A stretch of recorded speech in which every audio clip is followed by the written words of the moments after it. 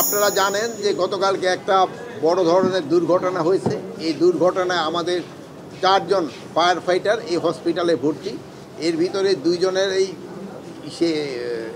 পরিমাণ বেশি আর একজনের খুবই কম। তা আমাদের ডাক্তার, আপনারা জানেন এটা একটা ইন্টারন্যাশনাল মানের হসপিটাল, এখানে ট্রিটমেন্টের খুবই ভালো। আমাদের ডাক্তার সাহেবরা সর্বোচ্চ চেষ্টা করতেছেন, ডাক্তার সাহেব এবং অন্যান্য যারা স্টাফ এখানে আছে সবাই সর্বোচ্চ চেষ্টা করতেছেন।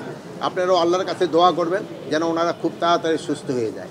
আর আমাদের এখানে থেকে যত ধরনের সাপোর্ট এবং সহযোগিতা এই হসপিটালকে দেওয়া দরকার হবে আমাদের তরফ থেকে এটা দেওয়া হবে, ফায়ার ব্রিগেড এবং আমাদের স্বরাষ্ট্র মন্ত্রণালয় থেকে এবং সরকারের তরফ থেকে। কোনো ধরনের নেগলিজেন্স দেখা যাবে না। এই ট্রিটমেন্টে সর্বোচ্চ সেবায় তাদের দেওয়া হবে এবং সর্বোচ্চ চিকিৎসা ব্যবস্থা করা হবে।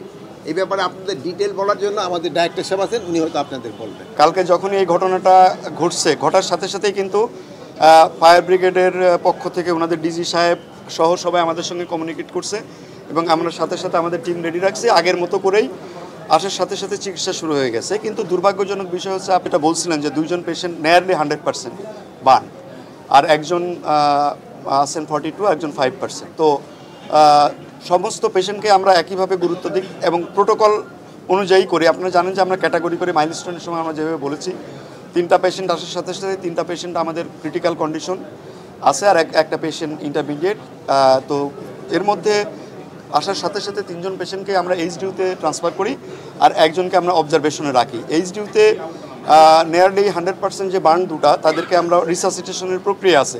কারণ জানেন যে বার্ন চিকিৎসার প্রাথমিক পর্যায়ে হচ্ছে আগে ফ্লুইড দিয়ে রিসাসিটেট করা, তারপরে স্ট্যাবল হলে তারপরে আমরা বার্ন টিস্যু যেটা থাকে সেটাকে এক্সারসাইজ করে আমরা গ্রাফট করি। তো এই পর্যায়ে আমরা রিসাসিটেশন প্রক্রিয়াতে আছে এবং প্রোটোকল অনুযায়ী পরবর্তীতে আমরা সেই অনুযায়ী যখন যে অপারেশন করার দরকার সেটা করব। এবং ডিজি মহোদয় সহ স্যার নিজেই বলেছেন ওনাদের জন্য ওষুধপত্র সহ যে সমস্ত সহযোগিতা লাগবে ওনারা করবেন এবং আমরা সিনক্রোনাইজডলি এটা করব। আশা করি ওনাদের জন্য আমরা আমাদের লেভেল থেকে সর্বোচ্চ চেষ্টা সবসময় থাকবে, বাকিটা আল্লাহর ইচ্ছা। 40% অ্যান্ড অ্যাবাভ বার্ন আপনারা জানেন অলওয়েজ 40%, আমরা বলি যে 20%-এর উপরে বার্ন গেলে সেটা সিস্টেমিক ইফেক্ট হয়, একজনের জন্য এক রকম ইফেক্ট হয়। এবং একই সঙ্গে এটাও বলে রাখি যে 40% বার্ন আমাদের দেশেও যেমন বাঁচে, বিদেশেও বাঁচে। আমাদের দেশেও যেমন কিছু পেশেন্টকে আমরা লুজ করি, দেশের বাইরেও কিন্তু বেশ কিছু পেশেন্ট লুজ হয়। এবং মাইলস্টোনের সময় এই প্রশ্নটা আবারও আসছিল, দেশে না বিদেশে, তখন কিন্তু আমরা তাদেরকে বলেছিলাম এবং ওনারাও একই বক্তব্য যে দেশে থেকে চিকিৎসা করে রোগী ভালো হতে পারে, আমাদের কাছে গেলেও ভালো হতে পারে, আবার বাইরে নিয়ে গেলেও সেটা ভালো হতে পারে, খারাপও হতে পারে। ডিসিশনটা আসলে আমাদেরকে সমন্বিতভাবে নিতে হবে। আবেগের থেকে আমরা সায়েন্সকে প্রাধান্য বেশি দিব এবং এই বিষয়ে আমাদের পক্ষ থেকে যা যা করার ইনশাল্লাহ আমরা করব।